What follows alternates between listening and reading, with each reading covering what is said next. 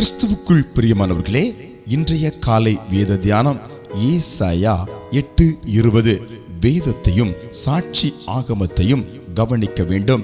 இந்த வார்த்தையின்படி சொல்லாவிட்டால் அவர்களுக்கு விடியற் காலத்து வெளிச்சமில்லை. இந்த காலை நேரத்தில் ஆண்டவராகிய தேவன் சொல்கிறார், உன்மேலே விடியற் காலத்து வெளிச்சத்தை ஸ்தாபிக்க விரும்புகிறேன்.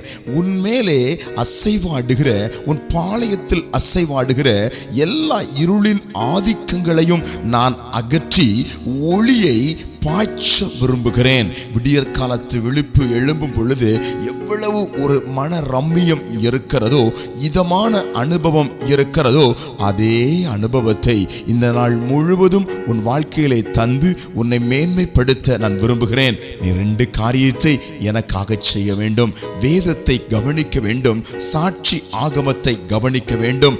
இவைகளை கவனித்து இவைகளின்படி நாம் நடக்க நம்மை அர்ப்பணிக்கும் பொழுது நிச்சயமாய் ஆண்டவர் விடியற் காலத்து விழிப்பில் இறங்குகிற சகலவித சேமங்களையும் சகலவித ஆசீர்வாதங்களையும் நமக்கு தந்து நம்மை வேரூன்றி நிற்கச் செய்து, நம்மை காலூன்றி நிற்கச் செய்து நம்முடைய வாழ்க்கையை நிச்சயமாய் பிரகாசம் உள்ளதாய் மாற்றுவார். ஆம், இந்த நாள் முழுவதும் அப்படிப்பட்ட ஒரு விடியற் காலத்து வெளிப்பின் ஆசீர்வாதம் உங்கள் மேல் இறங்கட்டும் என்று நாங்கள் உங்களை ஆசீர்வதிக்கிறோம். ஜெபிக்கலாம். அன்பில்ல ஆண்டவரே, இப்பொழுது கூட இந்த ஜெபத்தில் கலந்திருக்கிற ஒவ்வொருவர் மேலும் உம்முடைய பிரசன்னம் இறங்குவதற்காக நன்றி. அவர்களை ஆசீர்வதிப்பதற்காய் நன்றி. விடியற் காலத்து வெளிப்பின் ஆசீர்வாதம் அவர்கள் மேல் தங்குவதற்காய் நன்றி. இயேசுவின் நாமத்தில் பிதாவே, ஆமென்.